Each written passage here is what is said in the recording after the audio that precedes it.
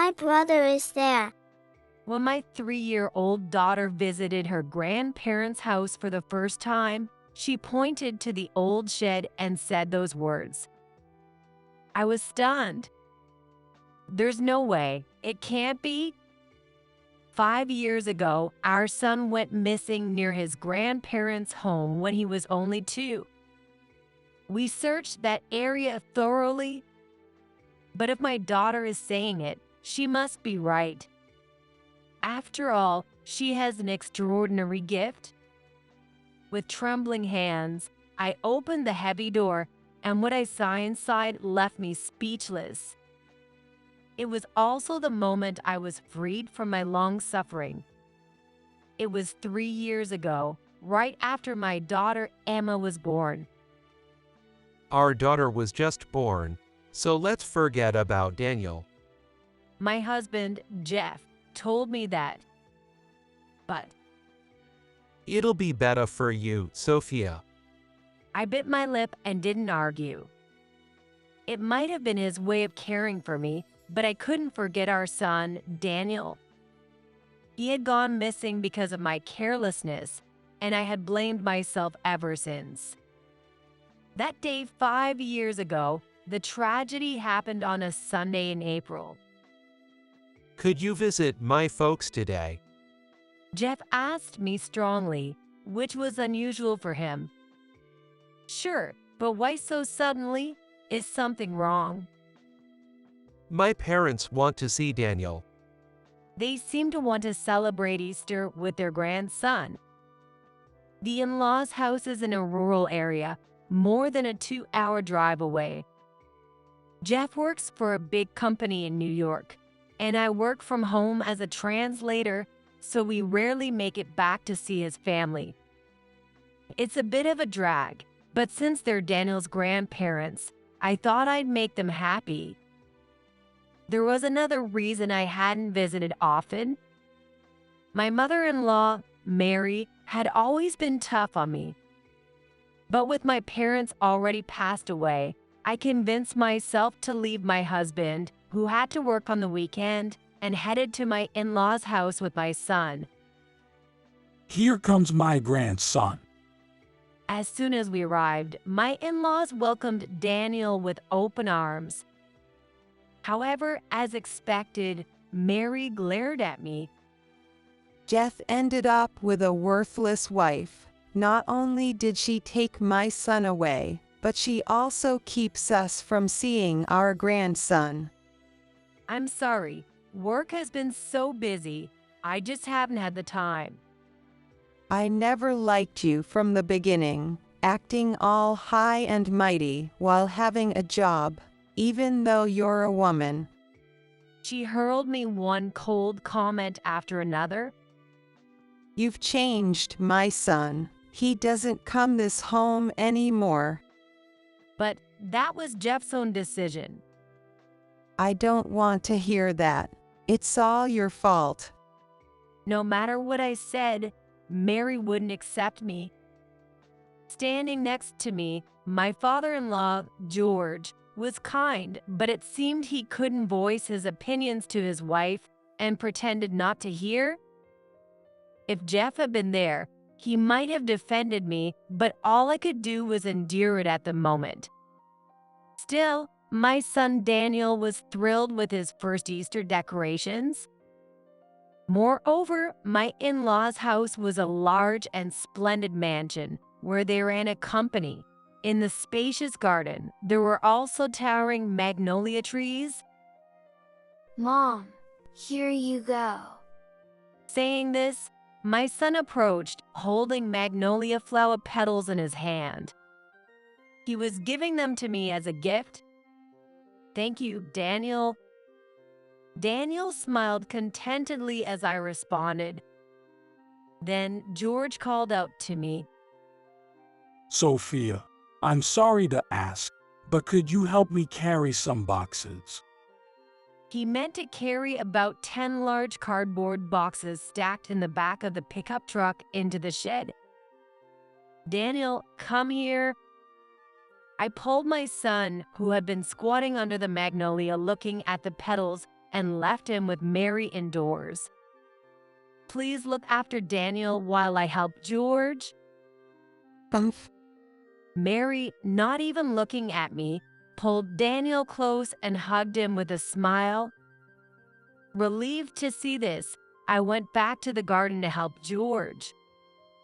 After a while, having carried all the boxes, I hurried back inside, but Daniel was not with Mary. Mary, where's Daniel? What? I don't know. He said he was going to his mom. No, he hasn't come to me.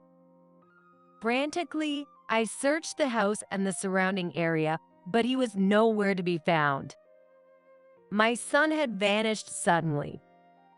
How far could a 2-year-old walk? Maybe into the forest?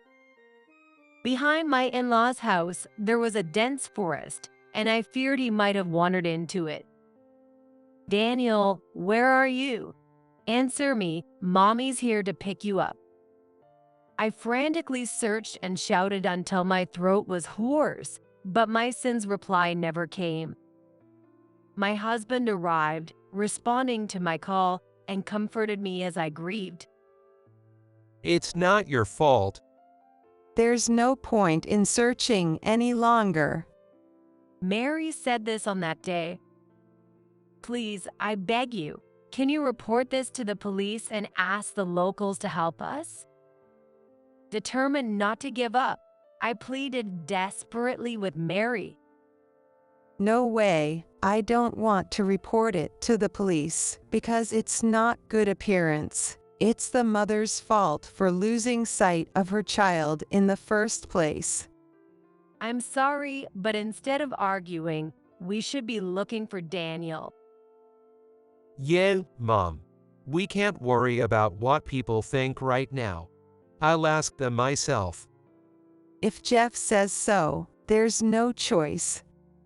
Reluctantly, Mary agreed after Jeff asked her, and she contacted the locals for assistance. Seeing that only Jeff stood by my side almost brought me to tears. Thank you, honey. I'll contact the police then.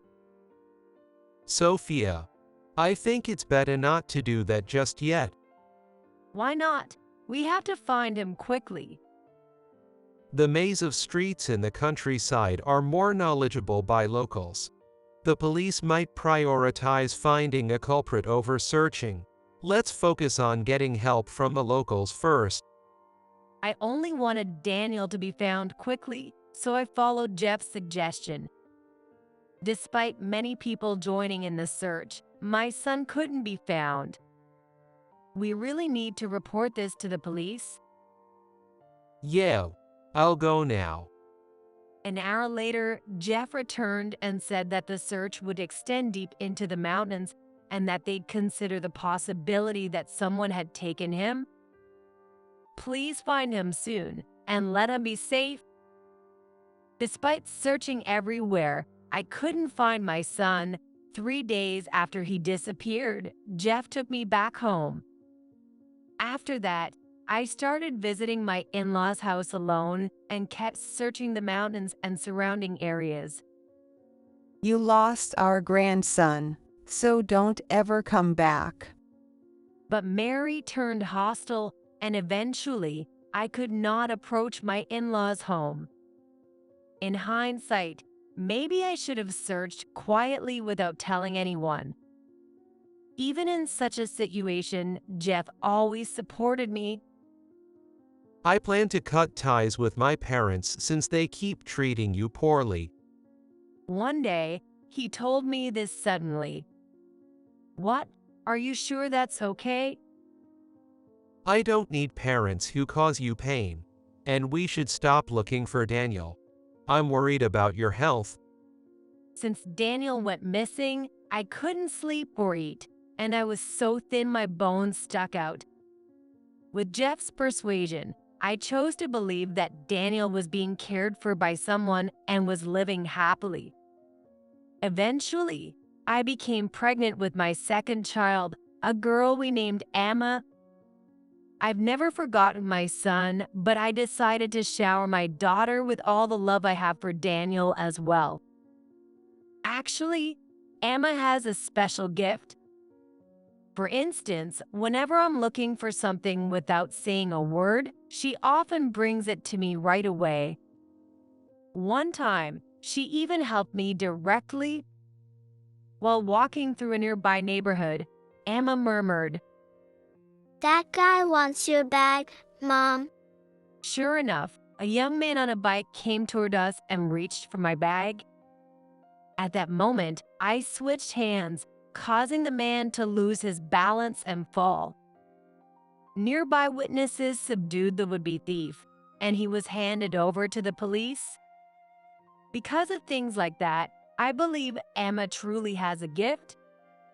However, Jeff didn't believe me when I told him. That's creepy. Afterward, I stopped sharing these stories with him. When Emma grew up and turned 3 years old, Where are my grandma and grandpa? suddenly, Emma asked me. My heart skipped a beat when she said that. In hindsight, my in-laws adored their grandson. At the time, I was so overwhelmed by grief that I hadn't considered how much they must have suffered when Daniel went missing too. Maybe I'm being selfish for not letting Emma see them just because of my feelings. With that in mind, I decided to consult with Jeff. I've cut ties with those awful parents. There's no need to let our daughter meet them now. He wore a grim expression and strongly opposed the idea. But there was something unsettling about his attitude. In hindsight, I think it was a warning sign. A few days later, I decided to secretly visit my in-laws with Emma for the first time in years. After arriving at the nearest station, I called to say I'd be taking a cab to their house. For some reason, George seemed flustered. I'll pick you up right away. With that, he abruptly hung up. Since I was already in a cab, I tried calling him back to avoid missing each other, but I couldn't reach him. Soon after, we arrived near the house. As Emma and I walked hand in hand along the narrow path to the house, she suddenly pointed to an old shed behind the house.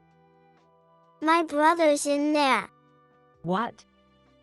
Emma hadn't heard about Daniel, so it was strange she suddenly mentioned this. Could it really be true? Clinging to the faintest hope, I peeked into the dimly lit shed, and what I saw shocked me. A boy's wide open eyes were chained to a post. It was my beloved son, whom I hadn't forgotten for a single day in 5 years. Daniel. I desperately tried to get to the entrance of the shed, but it was locked, and I couldn't open it right away. I swung the hatchet I found nearby over and over again until I finally managed to break the rusty, old lock. I finally found you. The moment I hugged my son, tears flowed down my cheeks. Who are you? Are you here to help me? With a puzzled expression, Daniel looked at me, and I called out to him, "Let's get out of here right now." Looking worried, he murmured, Grandpa and Grandma locked me up. Do you think they'll be okay? "No way, that's impossible." I was so shocked I was at a loss for words. It turned out that my in-laws were involved in the incident of my son's disappearance. "I'm your mom. I've been searching for you all this time." I grabbed pliers from a toolbox in the corner of the shed and cut through the chains to free my son. With both kids, I hurried down a path into the mountains. I'd scouted this area several times while searching for Daniel and knew the terrain fairly well. I need to call Jeff first.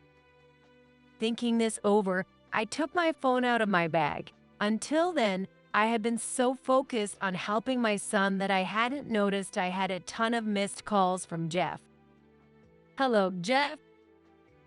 Sophia, finally, I got through. I'm heading to my parents' house now. Don't talk to anyone local. Jeff was saying something strange, insisting that the locals couldn't be trusted. He knew we were at the in-laws' place without me telling him, which must have meant George had informed him. Even so, why is he so against reconnecting with the local people who helped search for Daniel when he went missing? So, where are you right now? I'm at the station waiting for George. I had a bad feeling, so I decided to lie to Jeff on purpose. Okay, that's good. When Jeff sounded relieved, I felt that he didn't look right. With that in mind, I continued walking down the mountain path with my children and decided to stop by a house on the way. It belonged to Charles and his wife, who had helped search for Daniel 5 years ago. Hello, well, I found Daniel. When I called out to them, they gave me a puzzled look. What are you talking about? He was found shortly after. What do you mean? I was told he was found in the shed right after you left. No way. While I was confused, Charles told me. However, they had been told by the in-laws that Sophia had an affair and left, so we'll raise Daniel in our house. That's a lie. When I vehemently denied this, Charles seemed perplexed. This doesn't match what we heard at all. The locals had believed the in-laws because they occasionally saw Jeff at his parents' house and attending Daniel's school.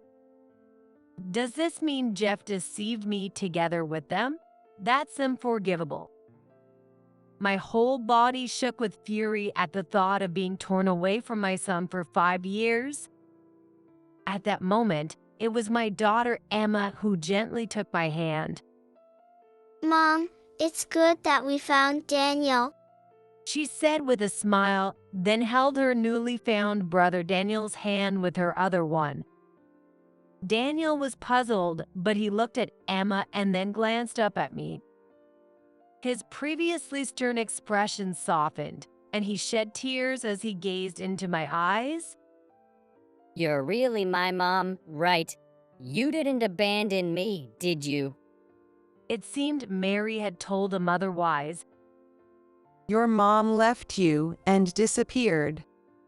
And he had been subjected to strict training as their grandson. His upbringing had been so harsh that he wasn't even allowed to seek comfort from his grandparents. I took out my phone and showed him the many pictures of us together up until he was 2. I never forgot about you, not even for a day. Now we'll always be together. Daniel nodded quietly. Right before I met Daniel, my in-laws had taken him to the shed and chained him up after receiving my phone call.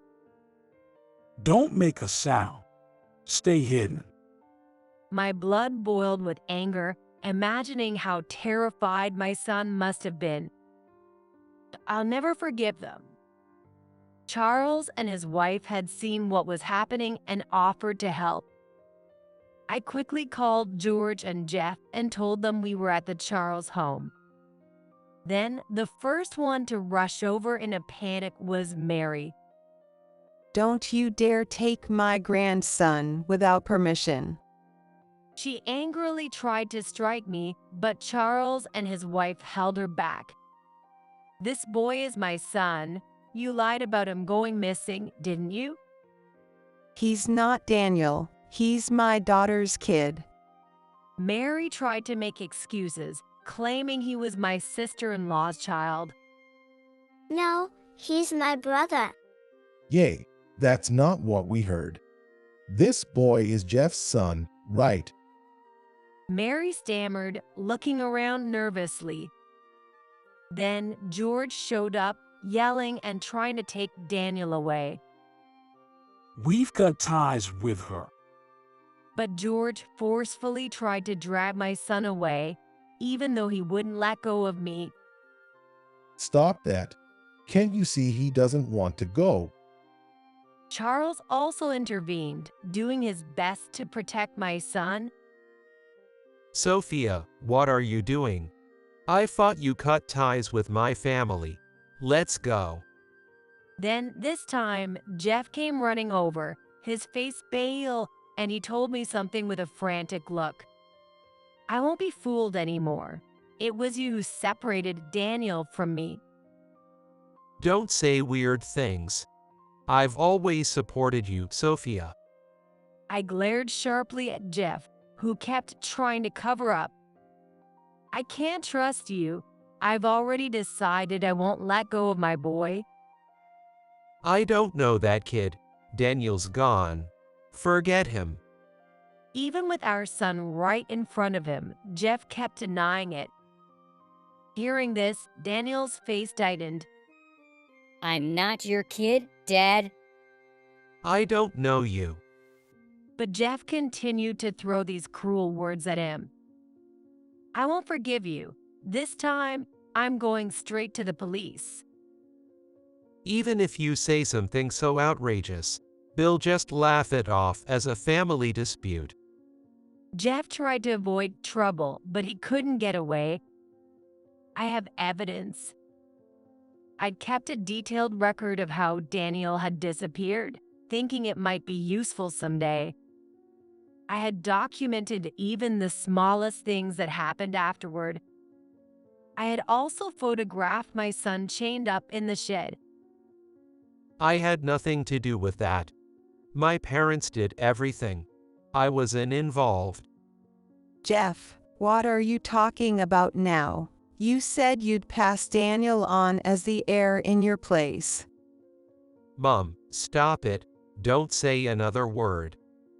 Jeff tried to maintain his ignorance, but Mary counted, and the two ended up arguing fiercely. In their attempts to justify themselves, the whole truth finally emerged. On the day our son went missing, Jeff conspired with his parents to take Daniel out through the kitchen's back door and drove off in a car parked a little way away. Then they temporarily left him at my sister-in-law's house in a distant town. When things had settled down, they brought him back to in-law's house where his in-laws raised him. So, of course, he couldn't be found anywhere. That's why you wanted me to cut ties with your parents and keep me away from here. That's right. But you came with them on your own, and it all got exposed.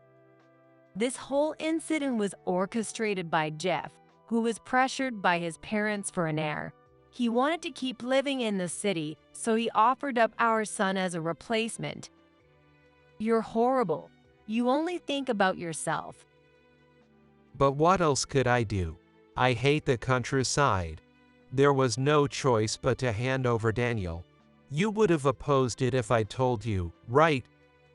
Of course. How could I ever give up my own kid? Jeff tried to maintain his ignorance, but Mary counted, and the two ended up arguing fiercely. He only told the locals to help find the child, and of course, Jeff never even went to the police for help. I'd been completely deceived. I'm sorry, but please don't go to the police. Daniel's fine now. That's right. I raised him with love, so it's fine, isn't it? Besides, we're family. Please forgive us. Even George said that, and both Jeff and my in-laws came pleadingly in tears. I'll never forgive you. I never want to see your faces again. I stared at the three of them, firmly rejected their pleas, and pushed them away. At that moment, I could hear the approaching sirens of the police guard that Charles had called.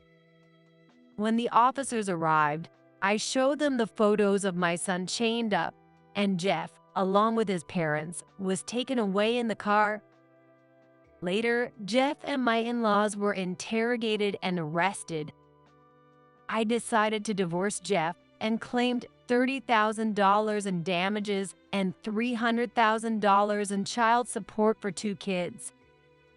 I also charged his parents $20,000 in damages. Fearing a harsher sentence, his parents gave up their property and assets to pay the amount in one lump sum. Because he was convicted, Jeff was fired from his job, and now he survives by juggling several part-time jobs to make payments.